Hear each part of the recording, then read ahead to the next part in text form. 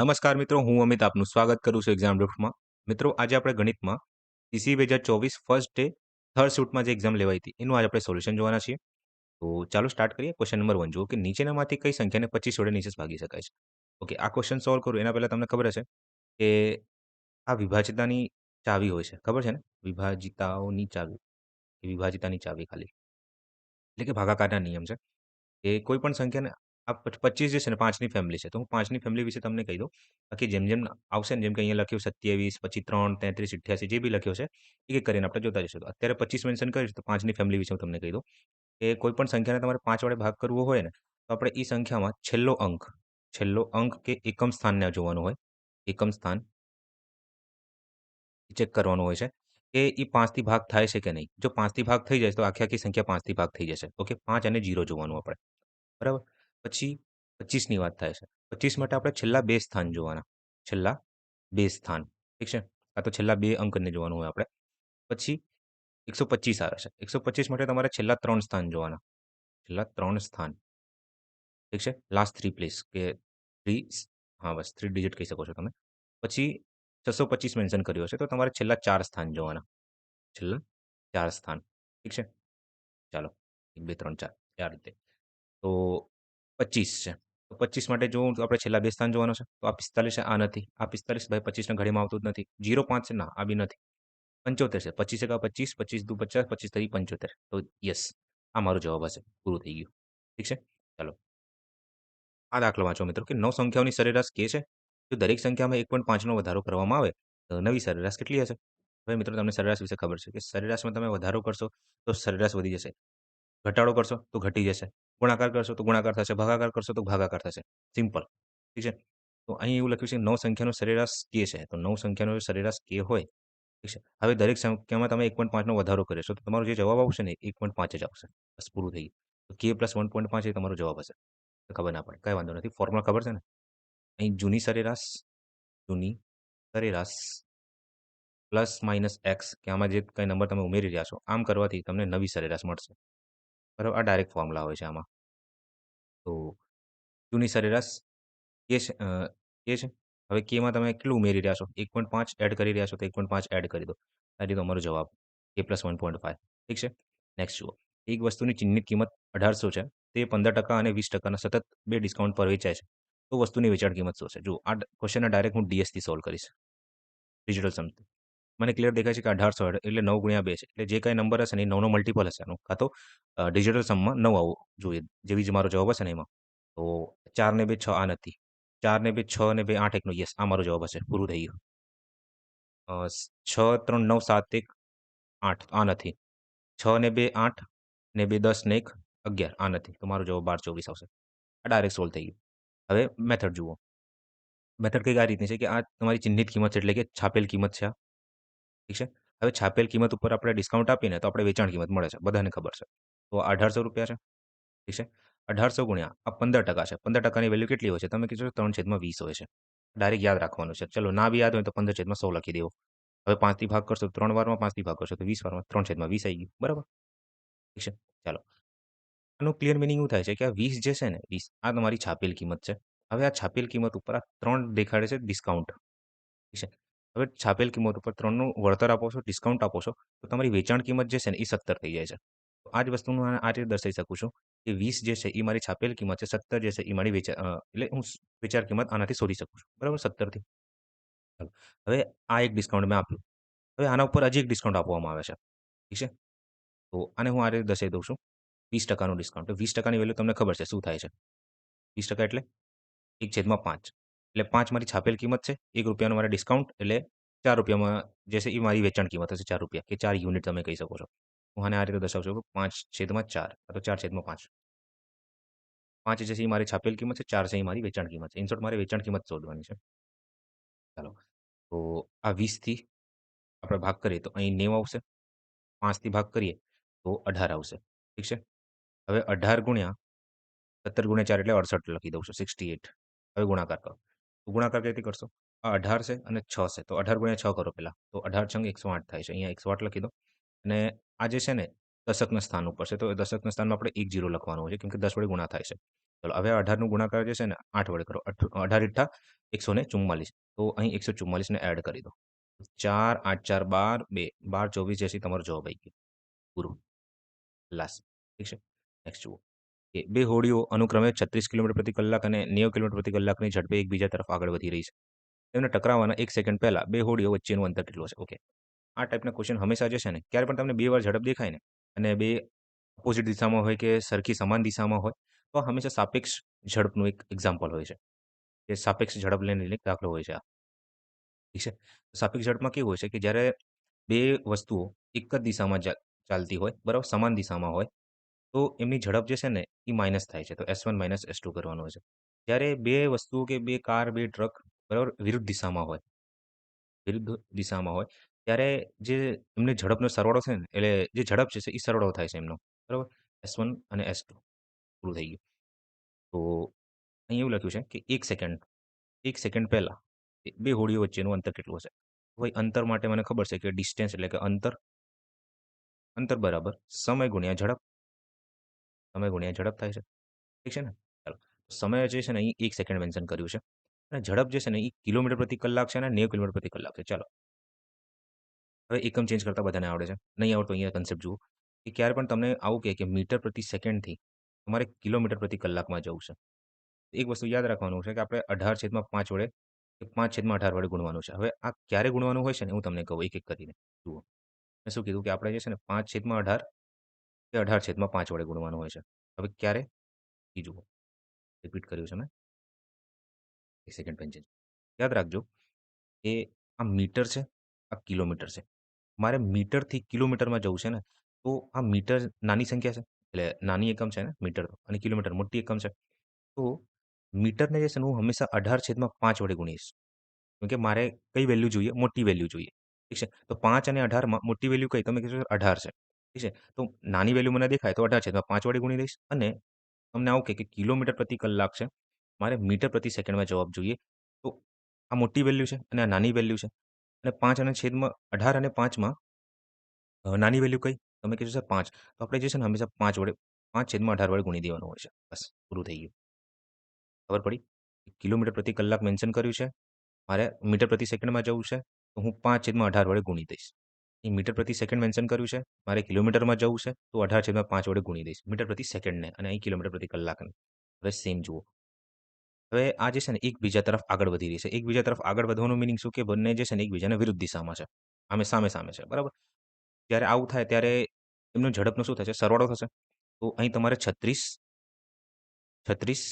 Plus 90 નો સરવાળો કરી દેવાનો છે. તો અહીં જે સરવાળો આવે છે એ 126 આવે છે. 126 કિલોમીટર પ્રતિ કલાક. હવે આ કિલોમીટર પ્રતિ કલાક છે. મારે જે જવાબ માંગે છે આ મીટરમાં માંગે છે અને અહીં સેકન્ડ મેન્શન કર્યું છે. એટલે મારે મીટર પ્રતિ સેકન્ડમાં જવાબ જોઈએ. ઠીક છે?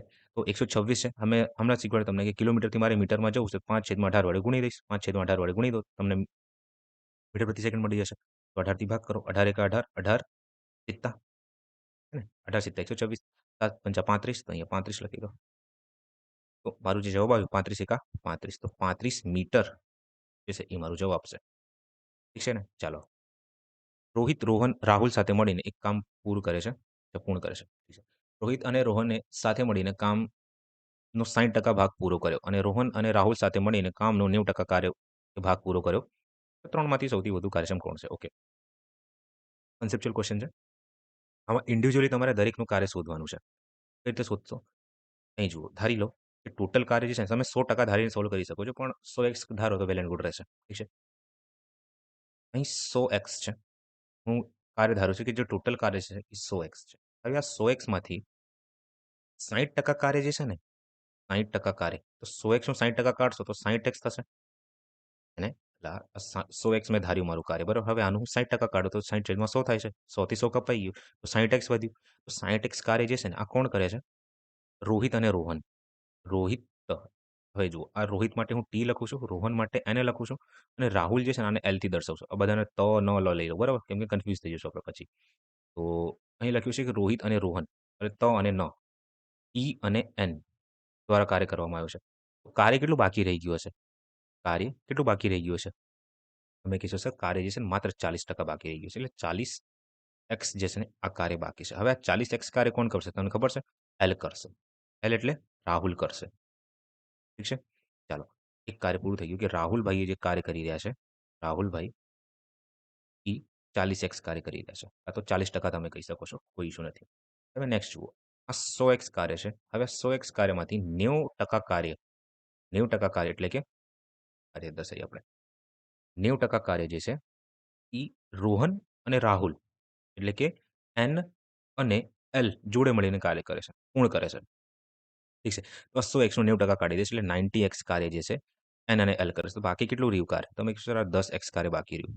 ઠીક છે. 90માંથી 100માંથી 90 ને બાદ કરો તો 10x કાર્ય બાકી રહેશે. તો આ 10x કાર્ય કોણ કરી રહ્યું છે? તમે કહેશો સર આ જે છે ને રોહિત કરી રહ્યો છે. કોણ? હા, રોહિત કરી રહ્યો છે, બરાબર. આ રોહિતભાઈ. અહીંથી હું નિષ્કર્ષ કાઢી શકું છું કે રોહિતભાઈ જે છે એ 10 કાર્ય કરી રહ્યા છે અને ટોટલ કાર્ય આપણી જોડે જે છે એ 100x કાર્ય છે. હવે આ 100xમાંથી રાહુલભાઈ 40x, રોહિતભાઈ 10x, તો બાકી કેટલું રહ્યું? તમે કહેશો સર બાકી હજી 50x રહ્યું છે. આ 50x કાર્ય કોણ કરે છે ખબર છે? રોહન. કોણ છે? રોહન. બસ પૂરું થઈ ગયું.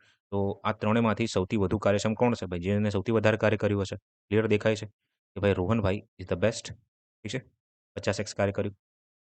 ખબર પડી? ઓકે. નેક્સ્ટ આગળ વધીએ આપણે. જો a પ્લસ બી 8 હોય અને એ બી હવે શું કરવું યાર? આ તો ડાયરેક્ટ ફોર્મ્યુલા તમારે યાદ હોવું જોઈએ. ખબર છે ને શું ફોર્મ્યુલા હોય છે કે a સ્ક્વેર પ્લસ તારીખ આ રીતનું કે a પ્લસ બીનો હોલ સ્ક્વેર આ કોના બરાબર છે? a square plus b square plus 2ab. ઠીક છે. પછી a માઇનસ બીનો હોલ સ્ક્વેર હોય છે a square plus b square minus 2ab. ઠીક છે ને? ચાલો તો અહીં જે છે મારે પ્લસની જરૂર છે તો હું પ્લસનો હેલ્પ લઈશ અહીં. તો a પ્લસ બીનો સ્ક્વેર કરવાનો તો 8નો વર્ગ કરી દો. બરાબર. a square plus b square મારે શોધવાનું ફાઇન્ડ કરવાનું છે. તો અહીં હું x લખું છું. બરાબર. પ્લસ 2 ઇન્ટુ ab એટલે કે 12. abની જગ્યાએ 12 લખી દઉં છું. તો x પ્લસ 24 બરાબર 64. તો xની કિંમત જે છે એ 64 માઇનસ 24 એટલે કે 40 જે છે એ મારો જવાબ આવે છે. ઠીક છે. ચાલો.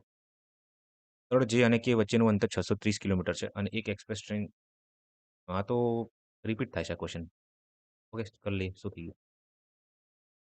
જે અને કે વચ્ચેનું અંતર 630 કિલોમીટર પ્રતિ કલાક છે. એક એક્સપ્રેસ ટ્રેન જે સ્થળથી બપોરે 3 વાગે નીકળે છે અને 90 કિલોમીટર પ્રતિ કલાકની ઝડપે દોડે છે. ટ્રેન રસ્તામાં 80 મિનિટ માટે ઊભી રહી છે. તો સ્થળ કે એ ટ્રેન કયા સમયે? ઓકે. ક્વેશ્ચન ના ખબર હોય તો કહી દઉં કે આ રીતનું હોય છે. એક સ્થળ છે જે અને કે, જે અને કે. અહીંથી એક ટ્રેન નીકળે છે જેથી. ઓકે. 3 વાગે.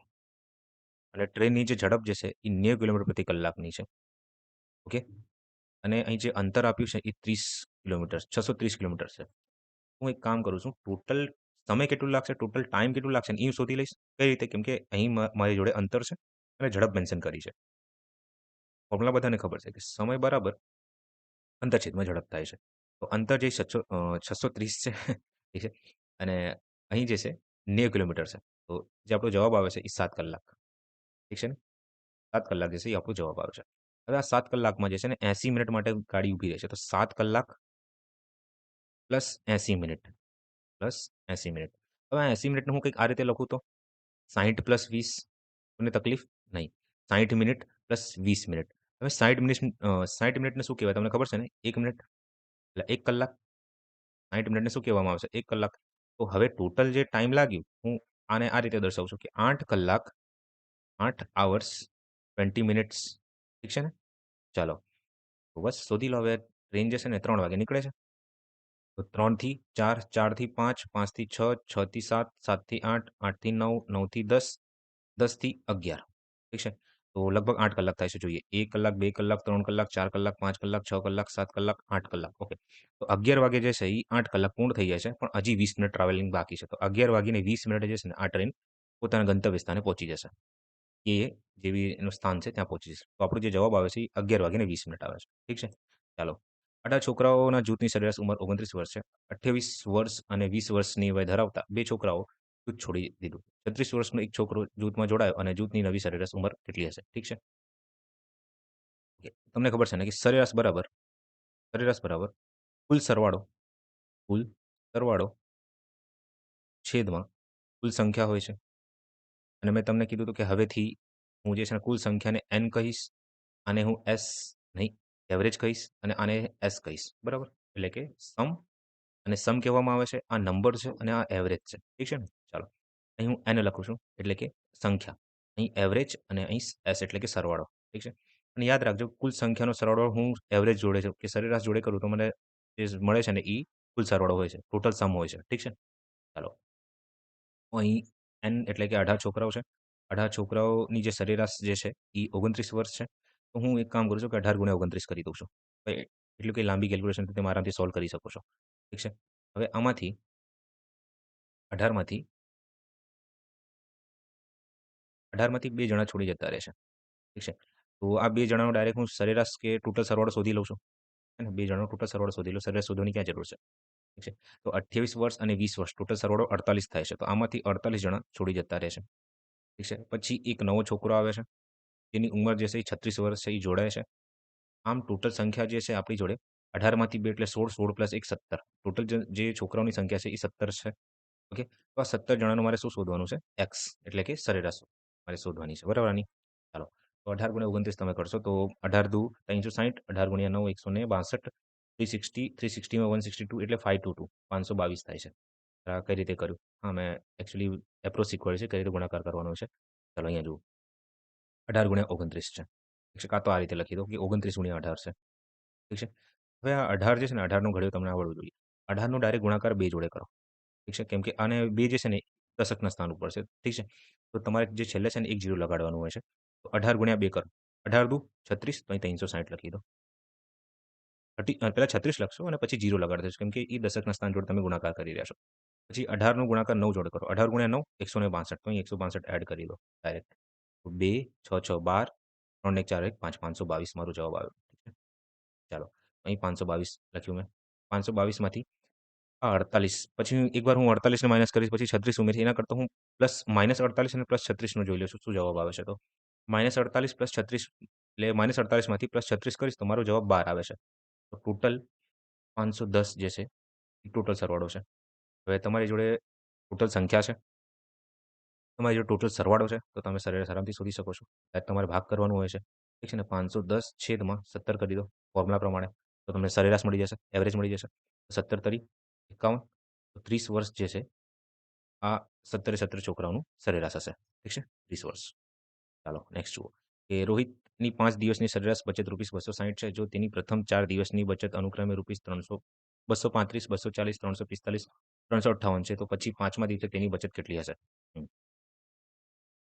Nice question. કેલ્ક્યુલેટિવ છે. ચાલો. 5 દિવસની જે બચત છે એ 260 છે. નંબર, એવરેજ, આ સરેરાશ બચત છે. તો સરવાળો શોધી લો. 24 ગુણ્યા 5 તમે કીધું સર 130 થાય છે. તો 1300 ના લખી દઉં કેમ કે આ 0 છે પાછળ. ઓકે. ચાલો.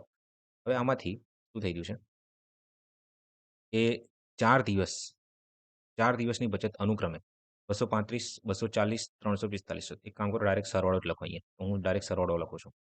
તો હવે સરવાળો કરતા તમને શીખવાડું છું, બધાને આવડે છે કે સૌથી પહેલા જે છે ને 100ના સ્થાનને ગણતરી કરી લો, પછી દશકના સ્થાને ગણતરી કરો, પછી જે એકમનું સ્થાન છે એની ગણતરી કરો. સ્પીડમાં કરવાનું છે, માઇન્ડમાં. ઠીક છે ને? ચાલો. 2 છે. 2 માં 2 4, 4 ને 3 7, 7 ને 3 10. તો અહીંયા 10 લખો. પણ કયા સ્થાનથી તમે સરવાળો કરી રહ્યા છો? તમે કીધું 100ના સ્થાનથી. તો આ સંખ્યાને છે ને પાછળ 2 0 લગાડો. કેમ કે 100માં કેટલા 0 હોય છે? 2 0. તો અહીંયા 2 0 લગાડી દો. તમારો 1000 જવાબ આવી ગયો. પછી 3, 4 7, 4 11, 11 માં 5 16. ઠીક છે? હવે તમે કઈ સંખ્યાનો એટલે કયા સ્થાનનો સરવાળો કર્યો છે? તમે કીધું સર દશકના સ્થાનનો. જે જવાબ આવ્યો 16 આવ્યું છે. તો દશકના સ્થાનમાં 10માં કેટલા 0 છે? 1 0 તો અહીંયા 1 0 લગાડો. 160 જે છે અહીંયા ઉમેરી દો. ઠીક છે? હવે નેક્સ્ટ જુઓ. 5 હવે આપણે એકમ સ્થાન કરી રહ્યા છીએ બરાબર? તો આ 5 આ 0 5માં 0 5 5 ને 5 10 10 ને 8 18 બસ અહીંયા 18 કરી દો.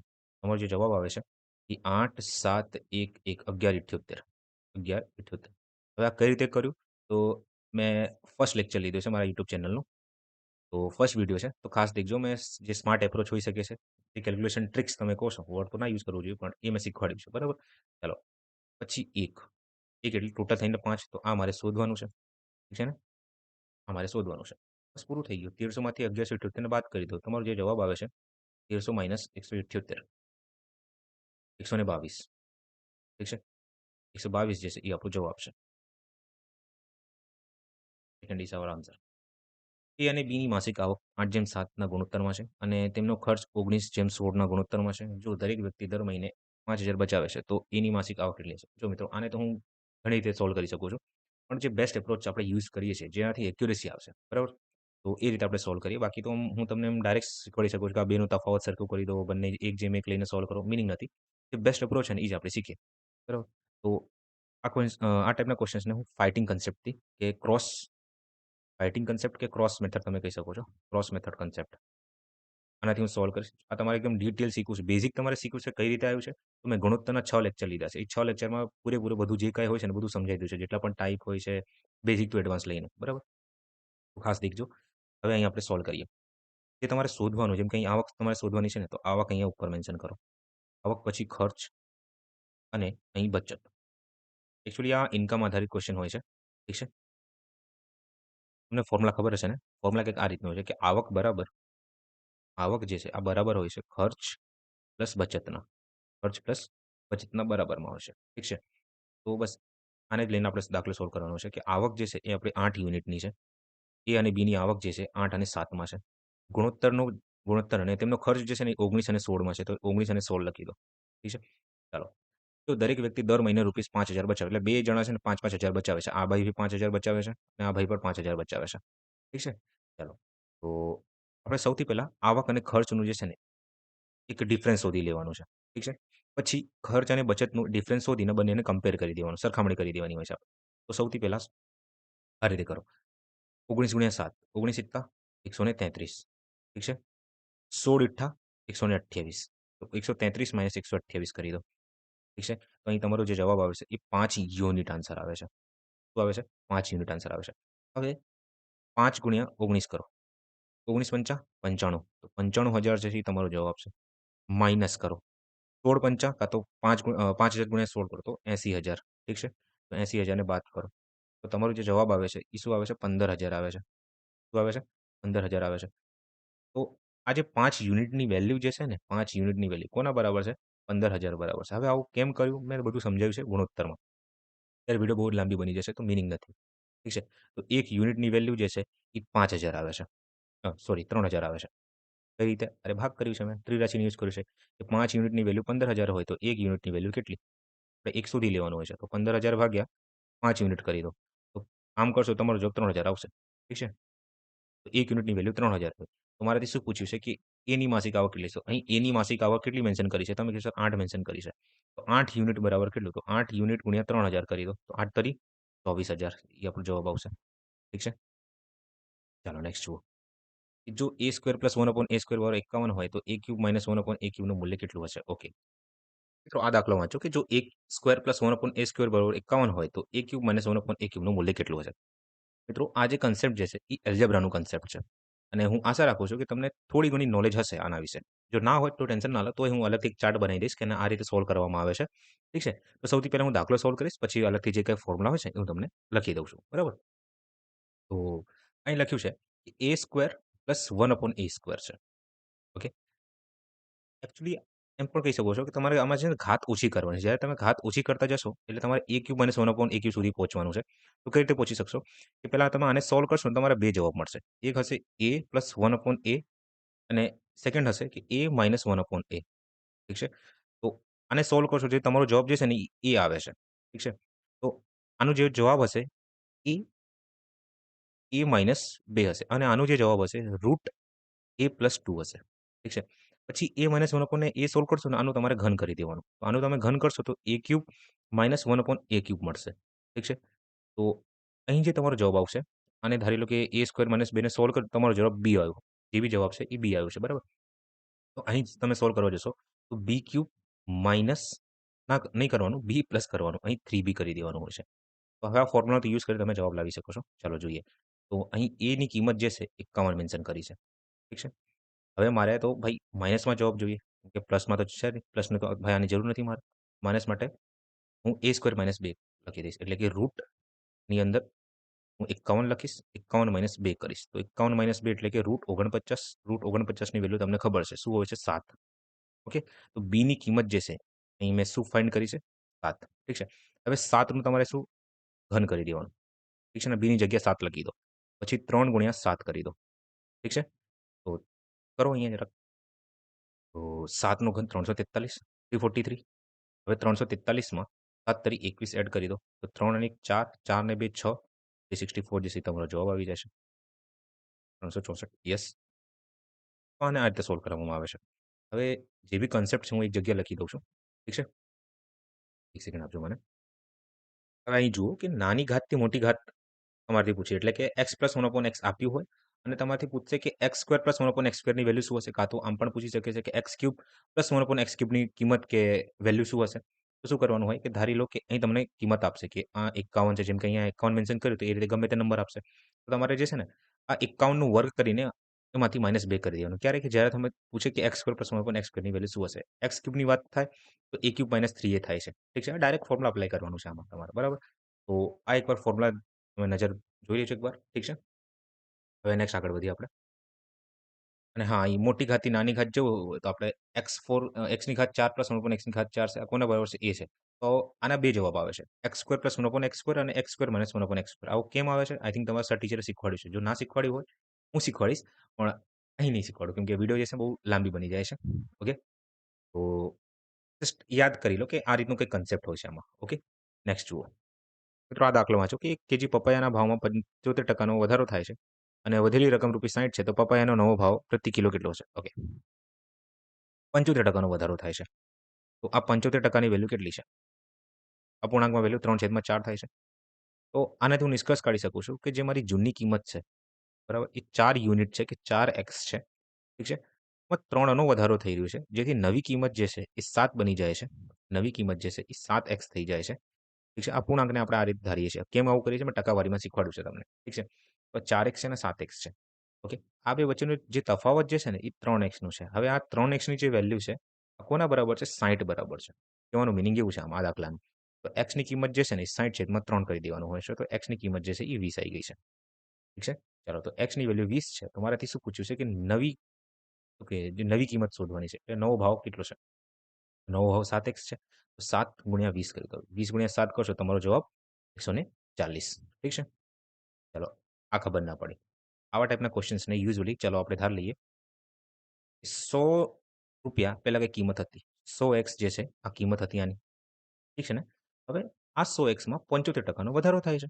100xમાં પહેલા હું 75% કાઢી લઈશ. 100xનું 75% કેટલું થાય છે? તમે કહેશો 75 થાય છે. 75x. જે મારું જવાબ આવ્યું એ 75x આવ્યું છે. 100માં 75x પણ વધારો થઈ રહ્યું છે. એટલે કે જે કિંમત હમણાં આપણે ફાઇન્ડ કરી 75x એ આપણે 100માં ઉમેરી દેવાનું. તો જે નવી કિંમત જે છે ને મારી હવે કેટલી બની જશે? 175x. ઠીક છે? આ જૂની કિંમત હતી અને આ નવી કિંમત છે. 100xમાં 75%નો વધારો એટલે કે 75x ઉમેરી દેવાનું જેથી નવી કિંમત જે છે ને આપણી 175x થઈ જાય છે. All done? ચાલો. તો અને વધેલી રકમ જે છે ને ₹60 છે. આ 100x અને 175x વચ્ચે જે તફાવત મેન્શન કર્યું છે ને એ 60નું છે. તો 100x માઇનસ 175 કરો. શું જવાબ આવે છે? તમે જોશો 75 જવાબ આવે છે. આ જો 75xની વેલ્યુ જે છે ને કોના બરાબર છે? 60 બરાબર છે. કોના બરાબર દેખાય છે? 60 બરાબર દેખાય છે. તો x બરાબર 60/75 કરી દો. x બરાબર 60/75. ઠીક છે? હવે 15 થી ભાગ કરો. 15 તરી 15 ચોક અને 15 પંચાત. તો 4/5 જે છે ને એ આપણો જવાબ આવે છે. 4/5 જે છે એ આપણો જવાબ આવે છે. ઠીક છે? તો હવે નવી કિંમત મારે શોધવાની છે. તો xની કિંમત તમારી જોડે 4/5 છે. તો 175 ગુણ્યા xની જગ્યાએ 4/5 લખી દો. 5 થી ભાગ કરો. 5 એકા 5. 5 થી 5 તરી 15, 5 સિત્તા 35. 7 ના આવે ને? 15 છે. તો 5 વધ્યું. અહીં 7 આવશે. 5 આવશે 5. ઠીક છે? કેમ કે 25 થઈ જશે. તો 35 ગુણ્યા 4 કરશો તો જે તમારો જવાબ આવે છે એ 140 આવે છે. ઠીક છે? પૂરું થઈ ગયું. જેમ ફાવે તમને. બરાબર. આ હતું બેઝિક. ઠીક છે? આ છે એપ્રોચ, એક્ઝામ એપ્રોચ. ઠીક છે? ચાલો આગળ વધીએ આપણે. મિત્રો આ દાખલો વાંચો કે 2 સ્ક્વેર પ્લસ 4 સ્ક્વેર પ્લસ આમ કરતા કરતા 60નો સ્ક્વેરનું મૂલ્ય શોધો. ઓકે. આ કંઈક આ રીતે લખ્યું છે કે 2 square plus 4 square plus 6 square plus 8 square આમ કરતા કરતા 60નો સ્ક્વેર સુધી. અને શું કહેવામાં આવે છે કે પ્રથમ n બેકી સંખ્યાઓનો સરવાળો. બેકી સંખ્યાઓના વર્ગનો સરવાળો. વર્ગનો સરવાળો. ઠીક છે? તો ફોર્મ્યુલા શું હોય છે? 2n છેદમાં n+1 2n+1 ડિવાઈડ બાય 3. આ તમારે ડાયરેક્ટ યાદ રાખવાનું છે તમારે. તમારે ડાયરેક્ટ યાદ રાખવાનું છે, બરાબર? તો બસ વેલ્યુ મૂકતા જાઓ, તમારો જવાબ તમારી પણ એ પહેલાં તમારે ફાઇન્ડ કરવું પડશે કે ટોટલ સંખ્યાઓ કેટલી છે. તો ટોટલ સંખ્યા શોધવા માટે તમારે એન શોધવું પડશે. એન જે છે એ ટોટલ સંખ્યાઓ છે. તો આનો ફોર્મ્યુલા કંઈક આ રીતનો હોય છે કે એલ માઇનસ એ છેદમાં ડી પ્લસ 1. ઠીક છે? તો એલ એટલે તમારે છેલ્લો પદ હોય છે. છેલ્લો પદ. બરાબર? અને આ જે તમારું પ્રથમ પદ છે. એ જે છે તમારું પ્રથમ પદ છે. અને ડી જે છે એની તફાવત છે. ઠીક છે ને? ચાલો. તો એલ જે છે એ 60 છે. 60 માઇનસ 2 કરો. ડી જે છે દરેક જગ્યાએ 2 નો તફાવત જોવા 2 અને 4 વચ્ચે 2, 6 અને 4 વચ્ચે 2 નો તફાવત જોવા મળે છે. અહીંયા 2 લખી દો અને છેલ્લે +1. તો 60 માઇનસ 2 એટલે કે 58, 58 છેદમાં 2 એટલે કે 29, 29 + 1 એટલે કે એનની કિંમત જે છે એ તમારી 30 આવી ગઈ છે. કેટલી? 30. બસ હવે ફોર્મ્યુલામાં અપ્લાય કરો તો 2 ગુણ્યા 30 કરો. 2 ગુણ્યા 30 પછી અહીં ડાયરેક્ટ 30 + 1 એટલે કે 31, 30 દુ 60 + 1 એટલે કે 61 છેદમાં 3. 3 એકા 3. 3 થી 10 વારમાં. તો 20 ગુણ્યા 31 ગુણ્યા 61 કરી દો. ઠીક છે? 20 ગુણ્યા 31 ગુણ્યા 61. ઓકે. તો હવે સર આમ આટલું કેલ્ક્યુલેશન કરવું પડશે? યસ, કોઈ ઓપ્શન નથી તમારી જોડે, કરવું જ પડશે. ક્યાં એટલું હાર્ડ છે? 31 ગુણ્યા 60 કરો. તમે કહેશો 620 થાય છે. 620 ગુણ્યા 61 કરવાનું છે તમારે. શું કરવાનું છે? 620 ગુણ્યા 61. તો તમે ડાયરેક્ટ કેલ્ક્યુલેશન કરી શકો છો. એ તમારો જે જવાબ આવે છે 37,820. ઠીક છે? કેલ્ક્યુલેટ કરીને જોઈ લેજો. આ તમારો જવાબ હશે. ઠીક છે? 5.76 છેદમાં 0.24 માઇનસ 0.24 છેદમાં 576નું મૂલ્ય શોધો. ઓકે. એકચ્યુઅલી મિત્રો આમાં ટાઈપિંગમાં થોડી પ્રોબ્લેમ થઈ ગઈ હતી. એટલે ડાયરેક્ટ મેં અહીંયા ક્વેશ્ચન લખી દીધું છે. સેમ ક્વેશ્ચન છે, કોઈ ચેન્જીસ નથી. 5.76 છે. હવે મિત્રો ક્લિયર દેખાય છે કે 24નો જે છે ને વર્ગ દેખાય છે મને. તો જે સમજાવવા માટે કહું છું કે આ 576 છે. આ પોઈન્ટ છે. પોઈન્ટને દૂર કરીશ અહીંયા 100 નીચે લખી દો. ઠીક છે?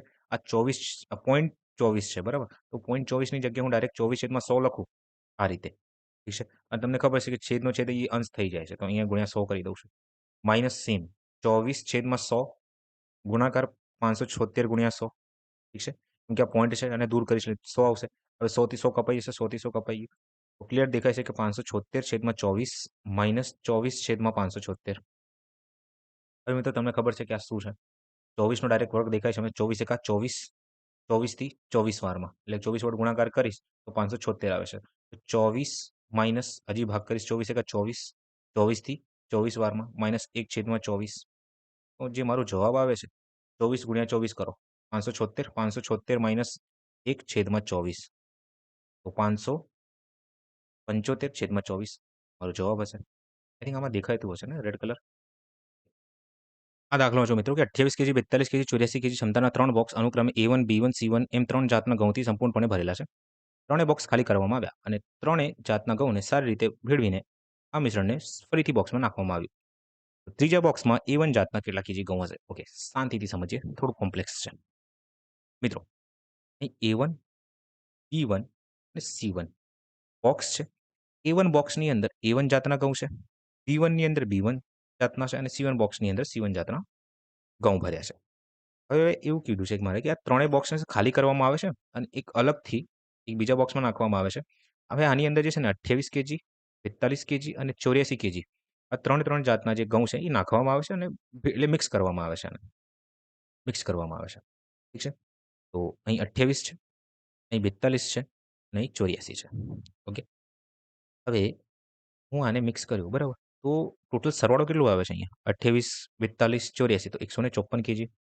હવે એક વાત ધ્યાનથી સમજજો કે એકવાર તમે આમને મિક્સ કરી દો ને, તો તમે આને છૂટા ના કરી શકો. એટલે કે ચાય હોય ને, ચાયમાં તમે એકવાર પાણી નાખી દો, તો પાણી અલગ નહીં થાય. બરાબર?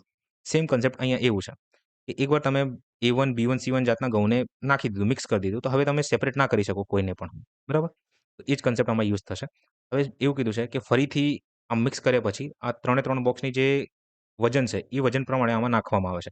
પણ હવે જે A1 ની અંદર જે છે ને, માત્ર A1 વજનના કે A1 જાતના ઘઉં ના હોય. બરાબર? આની અંદર જે છે ને A1 બી હશે, B1 બી હશે અને C1 બી હશે.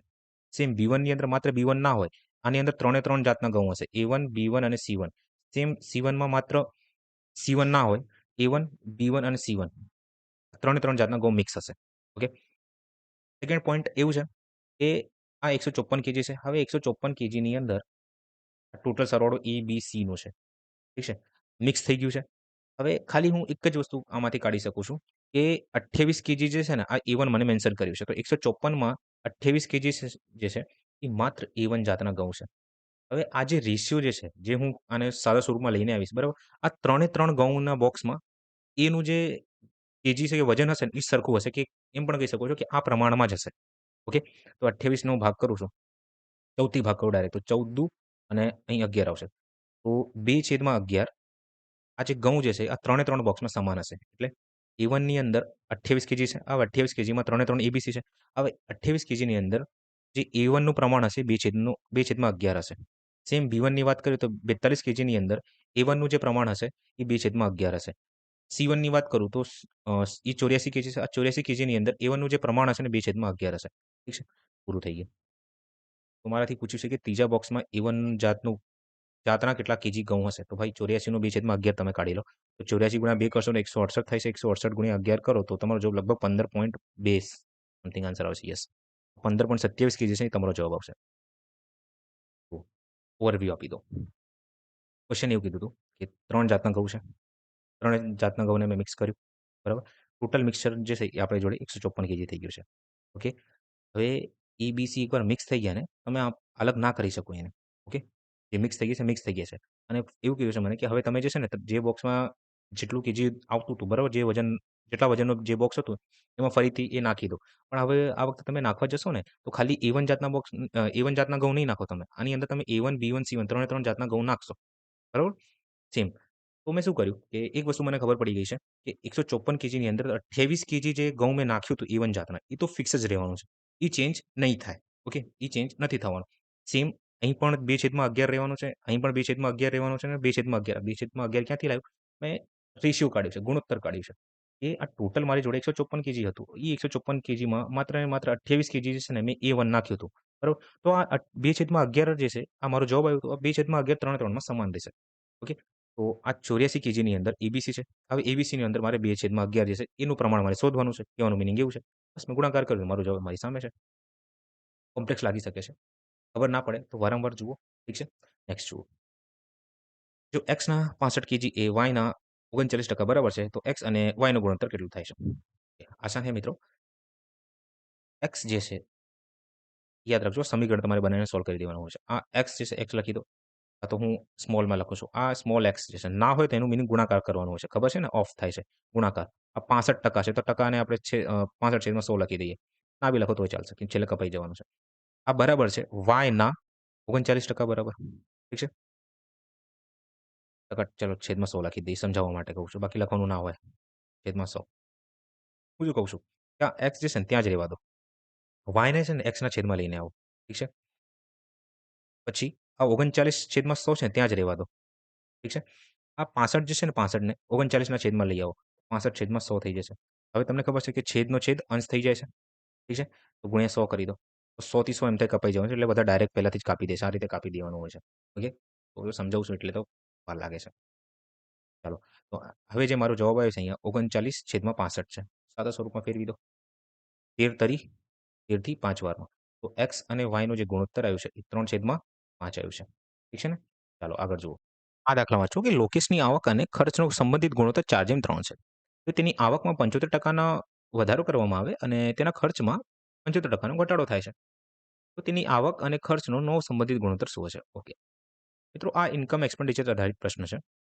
જો તમને ટકાવારીની અંદર ઇન્કમ એક્સપેન્ડિચર આધારિત પ્રશ્નોમાં તકલીફ પડે છે, ના ફાવતું હોય, કન્સેપ્ટ શું છે ખબર ના પડતી હોય, તો મેં ટકાવારીના લગભગ 12 લેક્ચર લીધા છે અને ટાઈપ વાઇઝ મેં સમજાવ્યું છે. તો તમે ત્યાં જઈને જોઈ શકો છો. ઠીક છે? ચાલો. તો હવે ફોર્મ્યુલા તમને ખબર છે કે આવક જે છે ને, એ ખર્ચ પ્લસ બચતથી થાય છે. એટલે બચત હોય છે. આવક બરાબર ખર્ચ પ્લસ બચત હોય છે. આ નોર્મલ ફોર્મ્યુલા હોય છે.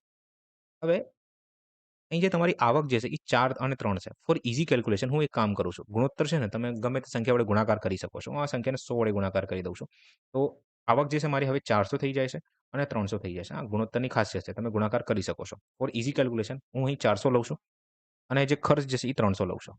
ઠીક છે? અને બચત જે છે ₹100 ની થાય છે કે 100 યુનિટની થાય છે. તમે કહી શકો છો.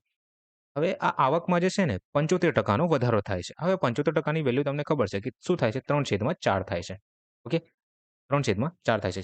કહેવાનું મીનિંગ એવું કે પહેલા જે તમારી આવક હતી એ 4 યુનિટ હતી. હવે એમાં તમારે 3 યુનિટનો વધારો થાય છે. જેથી તમારી આવક પહેલા 4 હતી ને, હવે કેટલી થઈ જાય છે? 7 થઈ જશે. ક્લિયર મીનિંગ એવું થાય છે. તો હું આને આ રીતે દર્શાવું છું કે આ 4 યુનિટ જે છે એ 400 બરાબર છે. તો 7 યુનિટની વેલ્યુ કેટલી હશે? આ રીતે તમે કરી શકો છો. નેક્સ્ટ જુઓ. હવે જે છે ને ખર્ચમાં જે છે ને 75%નો ઘટાડો થાય છે. સેમ 75%ની વેલ્યુ કેટલી હોય છે? તમે કીધું સર 75%ની વેલ્યુ હમણાં તમે કીધું કે 3/4 થાય છે. કહેવાનું મિનિંગ એવું કે મારી એટલે કે આ લોકેશભાઈ જે પહેલા ખર્ચ કરતા હતા, એ 4 યુનિટનું ખર્ચ કરતા હતા. હવે એમાં 3 યુનિટનો ઘટાડો કરવામાં આવે છે. તો હવે લોકેશભાઈ જે ખર્ચ કરી રહ્યા છે ને, એ 1 યુનિટનું ખર્ચ કરી રહ્યા છે. કેમ? કે 4માંથી 3ને મેં બાદ કરી દીધું. તો અહીં કેટલું આવ્યું? 1 યુનિટ ખર્ચ આવ્યું છે. તો 4 યુનિટ જે છે એ પહેલા ખર્ચ હતું. ઠીક છે? 4 યુનિટનું પહેલા ખર્ચ કરતા હતા. હવે જે ખર્ચ કરી રહ્યા છે, એ ફાઇનલ જે છે 1 યુનિટનું ખર્ચ કરી રહ્યા છે. બસ હવે તમારે આમાં ત્રિરાશિનો યુઝ કરવાનું છે કે 4 યુનિટની વેલ્યુ 400 હોય, આનું લગભગ 100 ગણું છે. તો આનું કેટલું ગણું હશે? 100 ગણું સેમ હશે. ઠીક છે ને? તો અહીં મારો જવાબ 700 આવે છે. ના ફાવે તો 7 ગુણ્યા 400 કર્યું, છેદમાં 4 કર્યું, તો તમારો જવાબ 700 આવવાનો છે. ત્રિરાશિનો યુઝ કરી લો ડાયરેક્ટ તમે. બરાબર? હું ડાયરેક્ટ અહીં સોલ્વ કરું છું. અહીં 4 યુનિટની વેલ્યુ 300 છે. 4 યુનિટની વેલ્યુ 300 છે. તો 1 યુનિટની વેલ્યુ મને ક્લિયર દેખાય છે કે આ 75 ગણું છે. 75 ટાઈમ્સ છે. તો આ બી 75 ટાઈમ્સ હશે. ગુણ્યા 75 કરી દો. તો અહીં જે મારો જવાબ આવે છે એ 75 આવે છે. બચત વિશે કંઈક પૂછ્યું નથી એટલે મેન્શન કરવાનું કોઈ જરૂર નથી. આપણે ડાયરેક્ટ સોલ્વ કરી લઈએ. હવે જે આપણી નવી આવક અને ખર્ચ આવી છે, બરાબર? અહીં આવક લખો, ગુણોત્તરનો સિમ્બોલ અને ખર્ચ. હવે જે આપણે એટલે નવી વેલ્યુ જે આવી છે એ 700 છે અને ખર્ચ જે છે એ 75 યુનિટનું છે. ઠીક છે? ચાલો. હવે એક કામ કરો, 25 થી ભાગ કરો. આને હું 7 ગુણ્યા 100 લખી દઉં છું. 25 તરી અને 25 ચોક. 7 ગુણ્યા 4 કરશો તો 28/3 જે છે એ તમારો જવાબ આવી જશે. ઠીક છે? આ હોય છે એપ્રોચ અને આ રીતે સોલ્વ કરવામાં આવશે. 28/3. ઠીક છે? ચાલો આગળ વધીએ આપણે. એ બે સંખ્યાઓનો ગુણોત્તર 2/9 છે. તો બંને સંખ્યાઓનો સરવાળો 330 છે. તો બંને સંખ્યામાંથી નાની સંખ્યા કઈ છે ભાઈ? નાની સંખ્યા કઈ દેખાય તમને? 2 દેખાય છે. કામ કરો, કરી લો ગુણ. પૂરે સોલ્વ કરો. 2/9 છે. ઠીક છે? જો બંને સંખ્યાઓનો સરવાળો એટલે 2x પ્લસ 9x આ કોના બરાબર છે? 330 બરાબર છે. તો 2 ને 9 11x. 11x કોના બરાબર છે? 330 બરાબર છે. તો x બરાબર 30 થઈ જશે. ઠીક છે ને? કેમ કે 11 થી મેં ભાગ કર્યું છે. બસ પૂરું થઈ ગયું. તો અહીં જે મારો જવાબ આવે છે એ 30 દુ 60 આન્સર આવે છે. નાની સંખ્યા કઈ દેખાય સામને? ધીસ ઇઝ નાની એન્ડ ધીસ ઇઝ મોટી.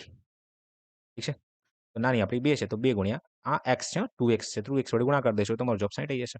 ઠીક છે? તો આ દાખલો વાંચો કે 21 + 28 + 35 + 42 પ્લસ કરતા 126 શ્રેણીનો સરવાળો કેટલો છે? મિત્રો આ સમાંતર શ્રેણી આધારિત પ્રશ્ન છે. જો તમને સમાંતર શ્રેણી અને ગુણોત્તર શ્રેણીમાં કોઈ પણ રીતે પ્રોબ્લેમ થાય છે, દાખલો સોલ્વ નથી થતું, કન્સેપ્ટ શું છે ખબર ના પડતી હોય, તો ખાસ દેખજો, મેં વિડીયો અપલોડ કર્યું છે. ચાલો હવે દાખલો સોલ્વ કરીએ આપણે. 21, 28, 35, 42, 126 છે. મિત્રો અહીં તમારે ડાયરેક્ટ ફોર્મ્યુલા યુઝ કરવાનો હોય છે કે Sn બરાબર n/2. અહીં મેન્શન કર્યું છે છેલ્લો પદ છે અને પ્રથમ પદ. બે મને દેખાય છે. હું ડાયરેક્ટ અહીં લખી શકું છું. પ્રથમ પદ પ્લસ છેલ્લો પદ. ઠીક છે? ચાલો. તેને પ્રથમને A કહેવામાં આવે છે અને છેલ્લાને L કહેવામાં આવે છે. ઓકે? અને સૌથી પહેલા મારે n શોધવું પડશે. n મારે ફાઇન્ડ કરવું છે. તો n તમે કઈ રીતે શોધી શકો છો?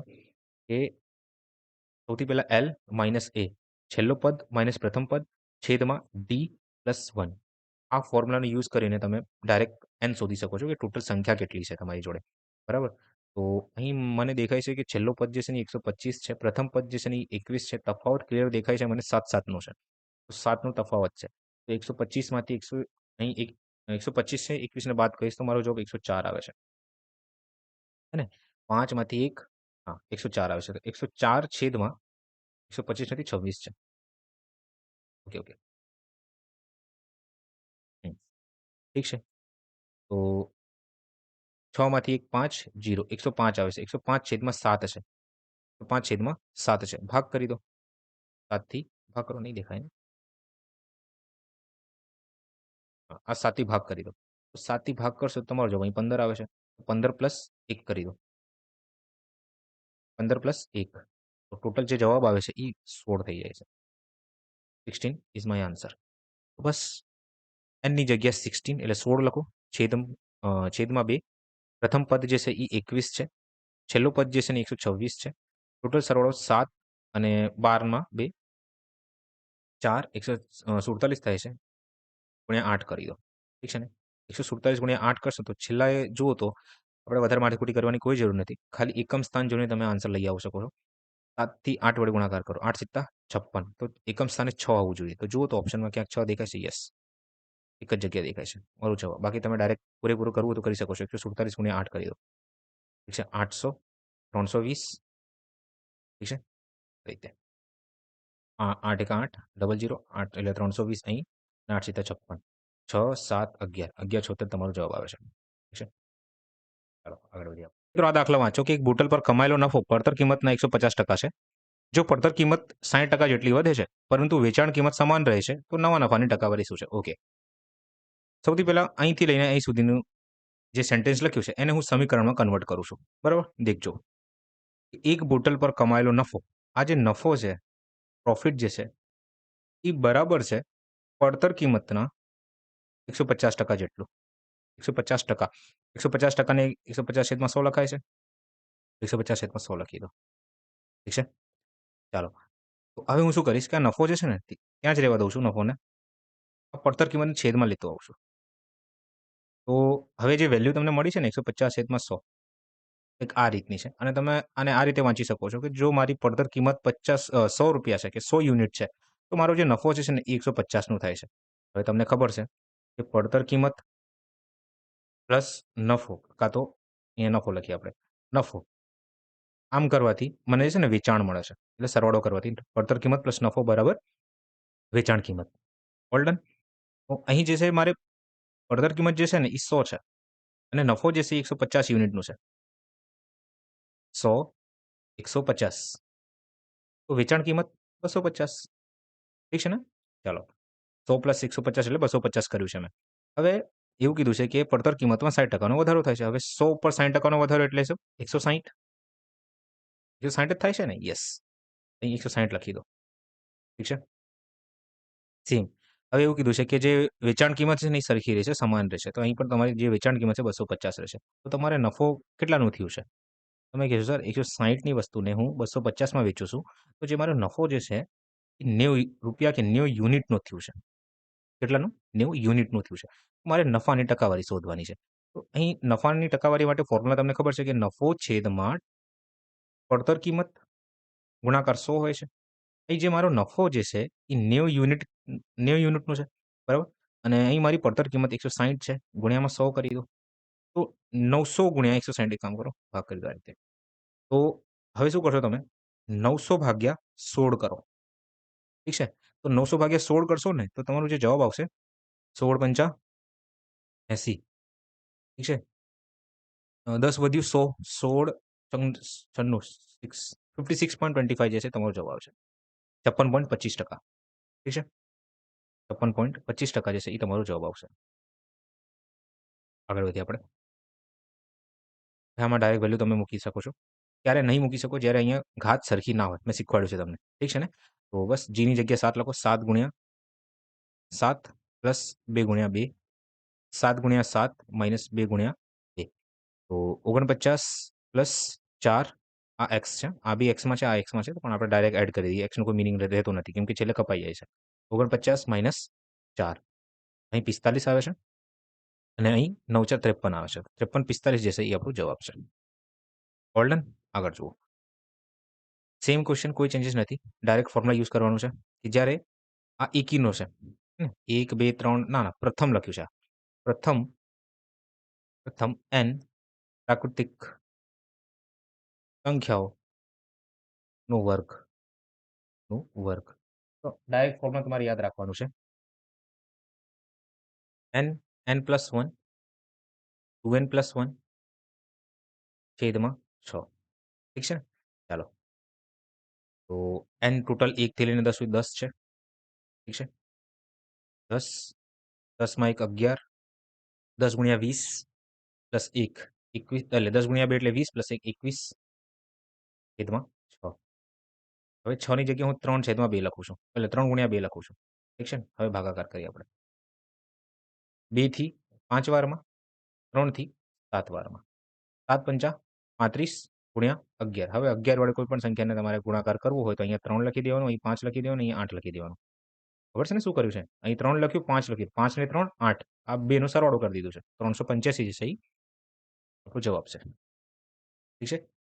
આ દાખલામાં જો મિત્રો કે સમગુણોત્તર શ્રેણીના 7મા પદ અને 5મા પદનો ગુણોત્તર 6 છે.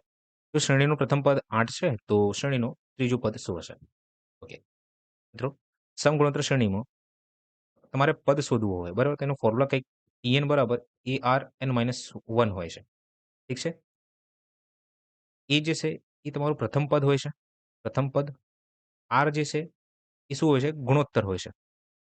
શું હોય છે? ગુણોત્તર હોય કે કોમન ગુણોત્તર કે સામાન્ય ગુણોત્તર તમે કહી શકો છો. સામાન્ય ગુણોત્તર હોય છે. એન જે છે એ સંખ્યા હોય છે. સંખ્યા એટલે પદ કહી શકો છો તમે. એ પદ હોય છે. ઠીક છે? હા. અહીં મને એવું કીધું છે કે ટીના શ્રેણીના 7મા પદ એટલે T7 જેમ T8 નું જે ગુણોત્તર જે છે એ 6 છે. તો હું આને આ રીતે દર્શાવું T8 ની T5 છે. આ T5 છે. ઠીક છે? હું વારંવાર 8 વાંચું છું. ચાલો. તો અહીં T7 લખું છું, અહીં T5 લખી દઉં છું. હવે T7 એટલે કે Tn નું ફોર્મ્યુલા તમને ખબર છે શું થાય છે કે ARn-1 થાય છે.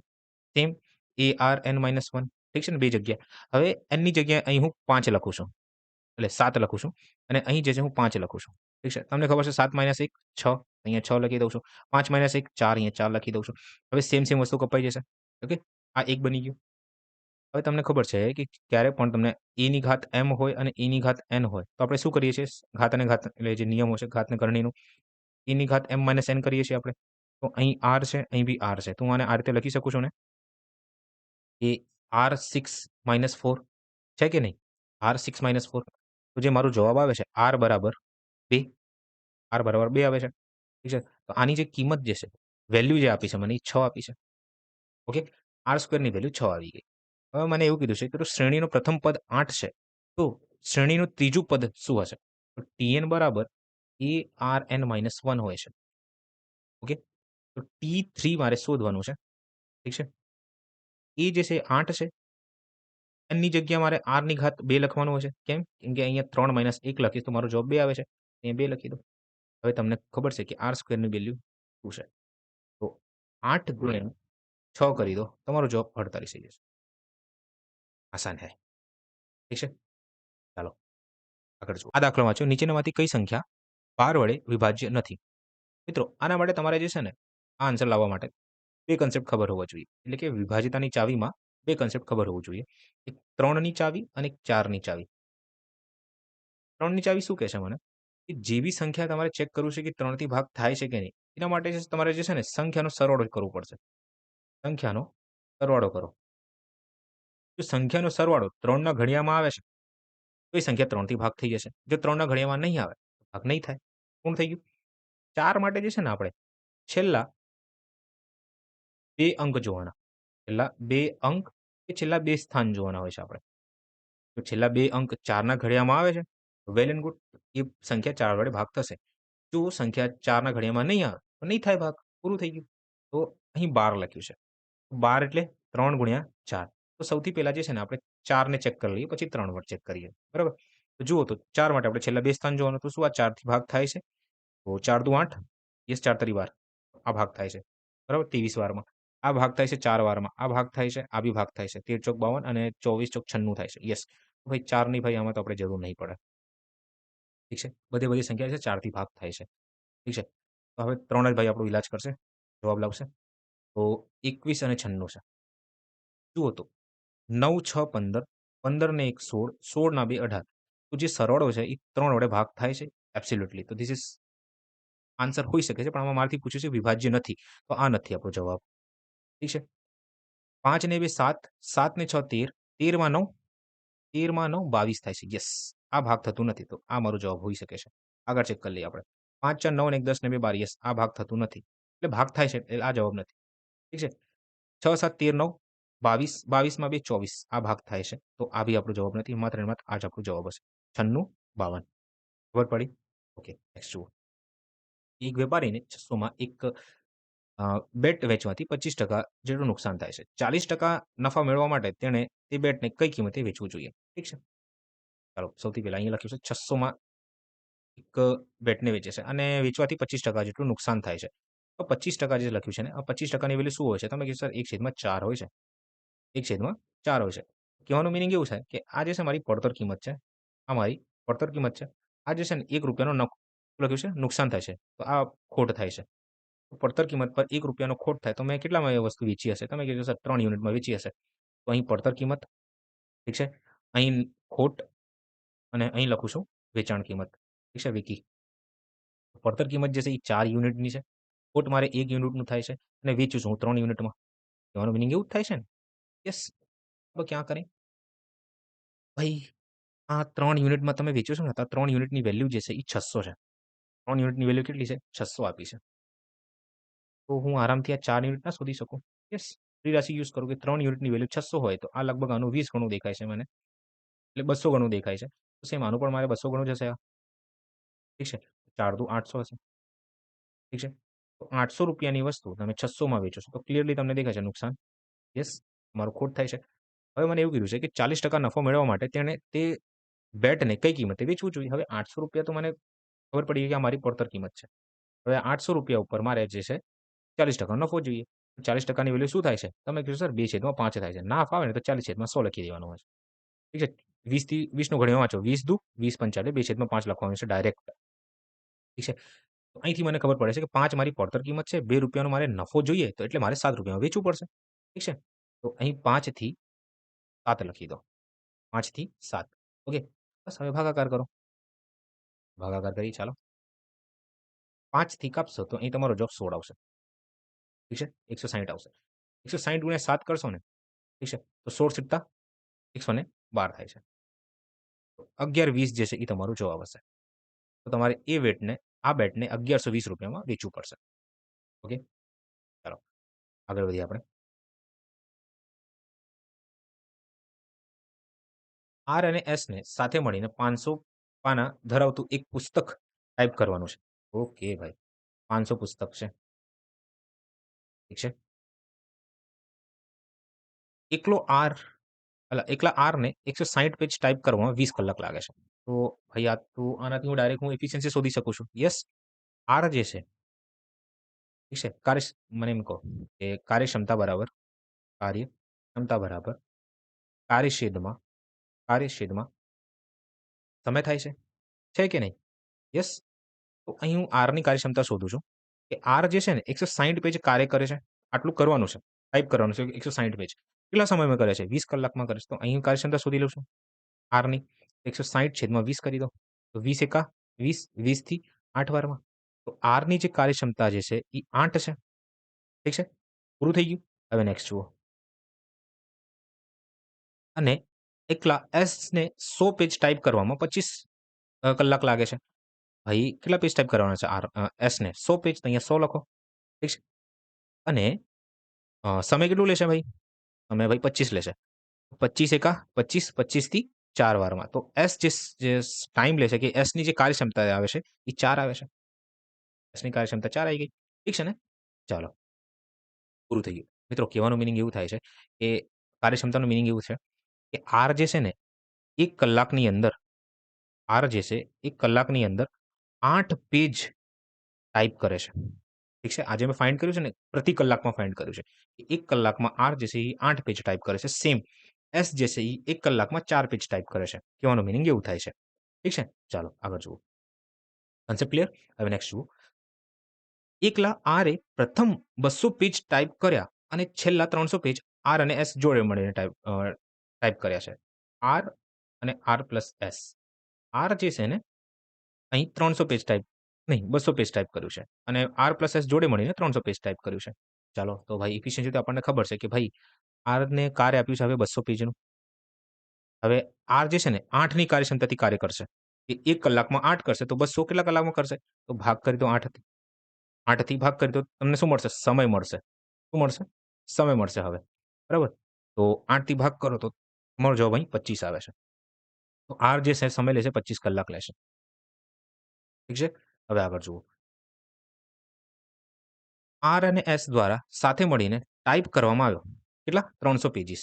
તો આ 300 પેજીસ હવે 8 અને 4 ટોટલ કેટલું થાય છે? 12. 12ની કાર્યક્ષમતાથી કરવું પડશે. 2 જણા જોડે મળીને 12ની કાર્યક્ષમતાથી કરે છે. તો 300 ભાગ્યા 12 કરી દો. 12 એકા 12. 12 થી 25 વારમાં ડાયરેક્ટ ભાગ કરી દેવાનો છે. ના ખબર પડે ને તો કાંઈ વાંધો નહીં, 4થી ભાગ કરો પહેલા. 4થી બી નહીં, પહેલા 3થી ભાગ કરો. 3 થી 4 વારમાં, 3 થી 100 વારમાં. હવે આ 4થી ભાગ કરો તો 25 થઈ જશે. ઠીક છે? પણ યાદ રાખજો કે કોઈ પણ સંખ્યાને તમે 300/12 હોય તો 25 વડે ભાગ થાય છે. ઠીક છે? તો અહીં જે સમય લાગે છે એ 25 કલાકનો લાગે છે. બસ પૂરું થઈ ગયું. ટોટલ ટાઈમ કેટલું? R જે છે 25 કલાક અને જોડે મળીને 25 કલાક. એટલે 25 ને 25 50 કલાક. 50 કલાકમાં જે છે એ ટોટલ કાર્ય પૂર્ણ થાય છે. બસ પૂરું થઈ ગયું. આ દાખલો વાંચો કે ખુરશીની ચિહ્નિત કિંમત તેની પડતર કિંમત કરતાં 30% છે. ઓકે, વધુ છે. 30% ડિસ્કાઉન્ટ પછી ખુરશી 100માં વેચવામાં આવે છે. તો નફાની ટકાવારી કેટલી હશે? ઓકે.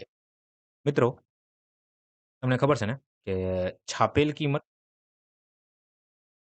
પ્લસ ના હોય, માઇનસ હોય છે. માઇનસ ડિસ્કાઉન્ટ કરશો ને તો તમને વેચાણ કિંમત મળે છે. ખબર છે ને? Yes or no? યસ. તો અહીં તમારે ડિસ્કાઉન્ટ 30નું છે. ડિસ્કાઉન્ટ કેટલા રૂપિયાનું છે? 30 રૂપિયાનું છે. એટલે તમારી વેચાણ કિંમત જે છે એ કેટલાની છે? 100 રૂપિયાની છે. ઠીક છે ને? તો હું છાપેલ કિંમત શોધી શકું છું? યસ ઓર નો? તો હું છાપેલ કિંમતને ધારી લઉં છું કે આ એક્સ છે. એક્સ બી નહીં, છાકી જ રાખીએ આપણે. ચાલો, ઠીક છે. ભાઈ મારે છાકી શોધવાની છે. તો 100 આ -30 ત્યાં જઈને +30 થઈ જશે. 130 સરવાળો કેટલો આવે છે? 130 નો. 100 + 30 130. ઓકે. હવે મને એવું કીધું છે કે જે પડતર કિંમત જે છે એ 100 છે અને છાકી જે છે, આપણે છાપેલ કિંમત જે છે એ 30% વધુ છે. તો 100 ઉપર 30નો વધારો એટલે આ 100x હોય તો આ 130x હશે. છે કે નહીં? હવે મિત્રો, આપણે જે છાપેલ કિંમત હતું એ આપણે ફાઇન્ડ કરી લીધું છે. તો છાપેલ કિંમત 130x છે તો 130x બરાબર 130 હોય. ઠીક છે? તો x ની કિંમત 1 આવશે. x ની કિંમત શું આવશે? 1 આવી જશે ને? અલા, આ 130x છે. 130x બરાબર 130. x બરાબર 130/130 એટલે કે 1. હે ને? બસ તો ડાયરેક્ટ હવે તું 1 લખું છું. હવેથી 1 લખીશ, બરાબર? તો આ 130 છે. તો x ની વેલ્યુ જે છે એ 1 આવી ગઈ છે અહીંયા. 100x માં 1 મૂકી દો તો જે તમારી પડતર કિંમત છે એ 100 છે. હવે મારાથી શું પૂછ્યું છે કે નફાની ટકાવારી કેટલી હશે? ભાઈ તમે 100 રૂપિયામાં લાવો છો અને 100 રૂપિયામાં વેચો છો. શું નફો, શું ખોટ? ભાઈ કાંઈ નથી. એમાં 0 જ આવશે. બરાબર? 0% જે છે એ તમારો જવાબ આવશે. નો પ્રોફિટ, નો લોસ. જે અને કે વચ્ચેનું અંતર આ તમારે કરવાનું છે. મિત્રો, આ ટાઈપ છે ને વારંવાર રિપીટ થાય છે. સેમ ક્વેશ્ચન છે. ઠીક છે? આ તમારા માટે છે. આ દાખલા વાંચો કે 5 વર્ષ પહેલા, એક સેકન્ડ. હા. આ દાખલા વાંચો. મિત્રો, આ દાખલા વાંચો કે 5 વર્ષ પહેલા પી અને ક્યુની ઉંમરનો ગુણોત્તર 8:7 હતું અને આજથી 10 વર્ષ પછી તેમની ઉંમર 11:10 ના ગુણોત્તરમાં હશે. તો ક્યુની હાલની ઉંમર કેટલી હશે? ત્યારે પણ તમને ઉંમર આધારિત પ્રશ્નો સોલ્વ કરવા હોય ને, એક કન્સેપ્ટ ખાલી મગજમાં બેસાડી લો કે તમને જે છે ને 2 લોકોની ઉંમર આપી હશે. ઠીક છે? તો તમારે છે ને અંતર જોવાનું હોય છે. શું જોવાનું છે? અંતર. હંમેશા 2 લોકો વચ્ચેનું જો અંતર હશે ને એ સમાન જ રહેવાનું છે. ઓલવેઝ. જેમ કે આ તમે છો અને તમારી મહિલા મિત્ર. મહિલા મિત્ર. કાં તો ભાઈ મહિલા મિત્ર હશો તો પુરુષ મિત્ર લઈ લો. બરાબર? ચાલો. તો તમારી જે ઉંમર જે છે એ 25 છે અને મહિલા મિત્રની જે ઉંમર જે છે એ ધારી લો 28 છે. હું તમને એમ કહું કે 8 થી 10 વર્ષ પછી તમારી ઉંમર કેટલી હશે? તમે કહેશો, "સર, અમારી ઉંમર તો ભાઈ 35 હશે." અને એટલે મારી ઉંમર જે છે એ 35 હશે કે તમારી ઉંમર 35 હશે અને 28 જે છે એ મારી મહિલા મિત્રની હશે એટલે કે 38 ઉંમર થઈ જશે 10 વર્ષ પછી. એક વસ્તુ તમે નોટિસ કરી કે 10 વર્ષ પછી પણ જે ઉંમરનો તફાવત જે છે ને 25 અને 28 વચ્ચે 3નું જ દેખાય છે. 35 અને 38 વચ્ચે તફાવત 3નું જ છે. છે કે નહીં? તમે 50 વર્ષ પછી પણ ગણો ને તો તમારા 2 વચ્ચેનો જે તફાવત રહેશે, જે અંતર રહેશે, બરાબર? એ હંમેશા સેમ જ રહેવાનું છે. ઠીક છે? ખબર પડી? ઓકે.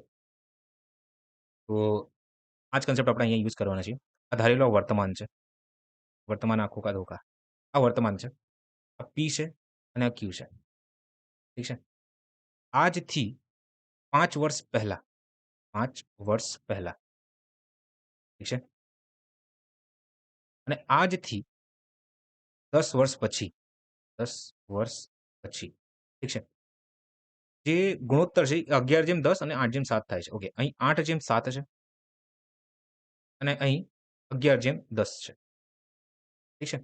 હવે મેં તમને શું કીધું કે ગુણોત્તર જુઓ તો સૌથી પહેલા અહીંયા ચેક કરો કે અહીં તફાવત સેમ છે કે નહીં?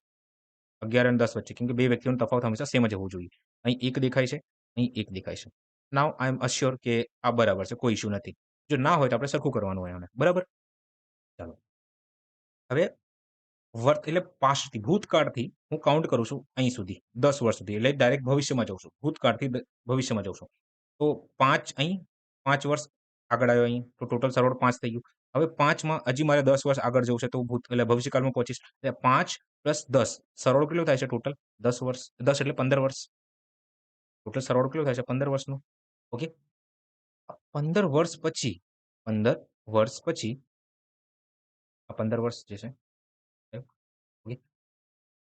હવે જુઓ, આ 8 અને 11 વચ્ચેનો તફાવત કેટલાનો છે? તમે કહેશો સર 8 અને 11 વચ્ચેનો જે તફાવત દેખાય છે મને એ 3 હશે. કેટલાનું છે? 3 નું છે. સેમ 7 અને 10 વચ્ચેનો જે તફાવત દેખાય છે અમને 3 નું દેખાય છે. આ 15 વર્ષ જે છે ને આ કોના બરાબર છે? 3 યુનિટ બરાબર છે. કોના બરાબર છે? 3 યુનિટ બરાબર છે કે 3x બરાબર છે. તો 1 યુનિટની વેલ્યુ જે છે અહીં 5 વર્ષ થઈ જશે. 1 યુનિટની વેલ્યુ કેટલી આવશે? 5 વર્ષ આવશે. તો ક્યુની હાલની ઉંમર પૂછ્યું છે મારાથી. તો પહેલા જે છે એ 7x હતી. 7 યુનિટ હતી. તો 7 × 5 કુલ 35 વર્ષ હતી. હવે 35 વર્ષમાં તમે 5 ઉમેરી દો, તમારો જવાબ શું આવશે? 40 વર્ષ. ઠીક છે? તો ક્યુની જે ઉંમર છે એ 40 વર્ષ આવી જશે. પૂરું થઈ ગયું. ચલો કાંઈ ખબર ના પડી આમાં. અહીં જુઓ. કહેવાનું મીનિંગ એવું છે, આ 5 વર્ષ છે, આ 10 વર્ષ છે. આ P છે, આ Q છે. ઠીક છે? અહીં 8/7 મેન્શન કર્યું છે. અહીં 11/10 મેન્શન કર્યું છે. ઠીક છે? જ્યારે તમે ભૂતકાળથી ભવિષ્યમાં જશો ને, તો ટોટલ તમારે વર્ષનો સરવાળો કરવાનો હશે. તો 5 થી 10 જાવ છો, ટોટલ વર્ષ કેટલા લાગે તમને? 15 વર્ષ. કેટલા? 15 વર્ષ. ઓકે. અને મેં તમને શું કીધું કે સૌથી પહેલા આપણે ચેક કરવાનું કે અંતર સેમ છે કે નહીં. આ 1 છે, આ 1 છે. ઓકે, તો ઓલ ડન. અંતરમાં કોઈ તફાવતમાં કોઈ ચેન્જીસ નથી. આ બરાબર છે બધું. ઠીક છે ને? ચાલો. તો 8 અને 11 વચ્ચેનો જે તફાવત આવે છે, એ 3 યુનિટનું છે. કે જો હું 8 થી 11 માં જઈશ ને, તો ઉંમરમાં કંઈક વધારો થશે મારે. પીની ઉંમરમાં વધારો થશે કે કાં તો ક્યુની ઉંમરમાં વધારો થશે. ઠીક છે? તો એ જે વધારો થઈ રહ્યો છે, એ 3 વર્ષનો 3 યુનિટનું દેખાય છે મને. આ જે 3 યુનિટનો જે વધારો થયો છે ને, આ 3 યુનિટ, આ કોના બરાબર છે? 15 વર્ષ બરાબર દેખાય છે મને. કેમ કે ઉંમર તો વધશે જ ને તમારી. તો અહીંથી હું 1 યુનિટની વેલ્યુ ફાઇન્ડ કરી શકું છું. એ આવે છે 5 વર્ષ. 3 બરાબર 15 વર્ષ, તો અહીં 1 યુનિટ બરાબર 5 વર્ષ. ઠીક છે? મારાથી પૂછ્યું છે કે ક્યુની હાલની ઉંમર કેટલી હશે? 5 વર્ષ પહેલા ક્યુની જે ઉંમર હતી 7 યુનિટ હતી. 1 યુનિટની વેલ્યુ 5 વર્ષ, તો 7 યુનિટની વેલ્યુ 35 વર્ષ. હવે આ 5 વર્ષ પહેલાની, હવે આપણે વર્તમાનમાં આવવાનું છે. 5 વર્ષ. તો વર્તમાન માટે તમારે 5 એડ કરી દેવાનું હોય છે. તો તમારો જે જવાબ આવે છે એ 40 વર્ષ આવે છે. હવે જેને ખબર પડી ગઈ છે ને એ લોકો આગળ જોઈ શકો છો, આગળ દાખલો ગણી શકો છો. ઠીક છે? ચાલો. હવે મિત્રો આ દાખલો જુઓ કે એ 15 કિલોમીટર પ્રતિ કલાકની ઝડપે ચાલે છે અને તેની શરૂઆતના 7 કલાક બાદ બી તેની પાછળ 22 કિલોમીટર પ્રતિ કલાકની ઝડપે તેની સાયકલ શરૂ કરે છે. તો બી શરૂઆતના બિંદુથી કેટલા અંતરે એને પકડશે? મિત્રો વિડીયો બહુ જ લાંબી બની જાય છે. તો આ જે કન્સેપ્ટ જે છે ને એ સાપેક્ષ ઝડપ આધારિત છે. સાપેક્ષ ઝડપ. સાપેક્ષ ઝડપમાં પણ એક કન્સેપ્ટ આવે છે ચોર પોલીસ. ચોર પોલીસ. હવે ચોર પોલીસમાં પણ 3 કન્સેપ્ટ અલગથી હોય છે. 3 ટાઈપ હોય છે. એ 3 ટાઈપમાંથી એક ટાઈપનો આ ક્વેશ્ચન છે. ઓકે. જો તમારે શીખવું હોય, શું હોય છે સાપેક્ષ ઝડપ, ચોર પોલીસવાળો કન્સેપ્ટ શું હોય છે, તો હું વિડીયો એમ થાય લાવવાનો છું. તો તમે ત્યાં જોઈને ઇન ડિટેલ સમજી શકો છો. પણ અત્યારે આ સોલ્યુશન જો ડાયરેક્ટ હું સોલ્યુશન કરાવું છું. ઠીક છે. અહીં મેન્શન કર્યું છે કે આ એ જે છે ને અહીં હતું પહેલા. ઠીક છે. 7 કલાક પછી 15 કિલોમીટર પ્રતિ કલાકની ઝડપથી એ ભાઈ જે છે ને અહીંયા પહોંચી જાય છે. પેલા મને એમ કહો તો કે આ ભાઈ કેટલું અંતર કાપ્યું હશે? સર 7 કલાક અહીં તમે કીધું છે એટલે અહીંયા મેન્શન કર્યું છે આપણને અને 15 કિલોમીટર પ્રતિ કલાક આ ભાઈની ઝડપ છે. તો 15 ગુણ્યા હું 7 કરીશ ને તો મને અંતર મળી જશે. છે કે નહીં? કેમ કે અંતર બરાબર સમય ગુણ્યા ઝડપ થાય છે. તો સમય મારી જોડે 7 છે અને ઝડપ જે છે મને ખબર છે કે 15 છે. તો ટોટલ જે અંતરે એ કાપ્યું 105 કિલોમીટર પ્રતિ કલાકનું હતું. હવે આ ટાઈમે જ જે છે ને બીને ધ્યાનમાં આવ્યો છે કે ભાઈ મારે આને પકડવાનું છે. ઓકે. તો એ ભાઈ પણ રનિંગ કરી રહ્યા છે. એ ભાઈ પણ જે છે એ રનિંગ કરે, આ ઇરેઝ કરી દઉં છું. એ ભાઈ પણ રનિંગ કરી રહ્યા છે. બી બી રનિંગ કરશે, પણ કઈ ઝડપે? 22 કિલોમીટર પ્રતિ કલાકની ઝડપથી રનિંગ કરશે અને એક એવો સમય આવશે જ્યારે 105 કિલોમીટર વાળું અંતર પૂરેપૂરું કપાઈ જશે ને, 0 થઈ જશે. ઓકે. ક્લિયર દેખાય છે કે બીની ઝડપ વધારશે. તો આ તો પકડાઈ જવાનો છે એ એમ થાય. તો હું એવું ધારું છું કે આ એક ડિસ્ટન્સ એવું હશે કે અહીં પકડાય છે એ લોકો. એ બી બીને કાં તો એ બીને પકડી લેશે. સોરી, બી એને પકડી લેશે. ઓકે. તો એટલે મિલાપ થઈ જાય છે બેનો. તો આ ટાઈપના દાખલા તમારે સોલ્વ કરવું હોય તો સૌથી પહેલા અંતર 1/105 લખો અને છેદમાં જે તમારે ઝડપ લખવાનો છે કેમ કે તમારે સમય શોધવાનું છે. ઠીક છે? તમે શોધ્યા પછી તમે આરામથી આ બીએ કેટલું અંતર કાપ્યું છે ને ટોટલ એ તમે શોધી શકો છો. તો હવે ક્યાં કરેं? આ 105 છે. હવે તમને ખબર છે કે સાપેક્ષ ઝડપમાં જ્યારે કાર, ટ્રક ગમે તે જે વસ્તુ સેમ દિશામાં હોય ને તો જે ઝડપ હોય માઇનસ થાય છે. S1 માઇનસ S2 કરવાનો છે. અને એ બંને જે છે અપોઝિટ દિશામાં એકબીજા સામે આવે છે ત્યારે સરવાળો થાય છે ઝડપનો. ઠીક છે? આ કન્સેપ્ટ હોય છે આમાં ડાયરેક્ટ. તો બે જે છે ને અપોઝિટ દિશામાં આ બી આ દિશામાં ચાલે છે, એ પણ આ દિશામાં ચાલે છે. તો ઝડપમાં માઇનસ થશે. ઝડપ જે છે ને એ માઇનસ થશે. તો 22 માંથી 15 કરો. 22 માઇનસ 15 7 જવાબ આવે છે. 7 જવાબ આવે છે. 7 થી ભાગ કરી દો. તો જે બી ને એ સુધી એટલે અહીં આ પકડી લીધું બરાબર. અહીંથી અહીં સુધીનું જે અંતર શોધવું હોય તમારે તો સમય શોધવું પડશે તમારે. તો 7 થી ભાગ કરી દો. તો 7 થી ભાગ કરશો ને તો જે સમય લાગે છે 15 કલાકનો લાગે છે. કેટલા કલાકનો સમય લાગે છે? 15 કલાકનો સમય લાગે છે એને પકડવામાં. પણ p ની ઝડપ કેટલી અહીં મેન્શન કરી છે? p ની જે ઝડપ જે છે એ 22 છે અને b ને અહીંથી અહીં સુધી આવવામાં કેટલું સમય લાગે છે? આપણે હમણાં જ ફાઇન્ડ કર્યું છે 15 કલાક લાગે છે. 22 ગુણ્યા તમે 15 કરશો ને તો 330 જે છે એ તમારો જવાબ હશે. પૂરું. તો મિત્રો જેટલા પણ ક્વેશ્ચન હતા એ હવે પૂરા થઈ ગયા છે. 30 ક્વેશ્ચન ઓવર. જો તમને ક્યાં પણ તકલીફ પડે, કોઈ દાખલામાં સમજણ ના પડી હોય, બરાબર? તો સ્ક્રીનશોટ લઈને ગ્રુપમાં મોકલો. મેં ટેલિગ્રામ એક ગ્રુપ ક્રિએટ કર્યું છે. બરાબર? ડાઉટ સોલ્વિંગ ગ્રુપ છે. તો ત્યાં જોડાઓ. ખબર ના પડે, ફોટો મોકલો. સોલ્યુશન તમને મળી જશે. ઓકે? ચાલો તો મળીએ હવે નેક્સ્ટ લેક્ચરમાં. અને હા, વિડીયો ચાલુ જ છે. ધીમે ધીમે કરીને અપલોડ થતી જશે વિડીયોઝ. ઓકે? ચાલો મળીએ.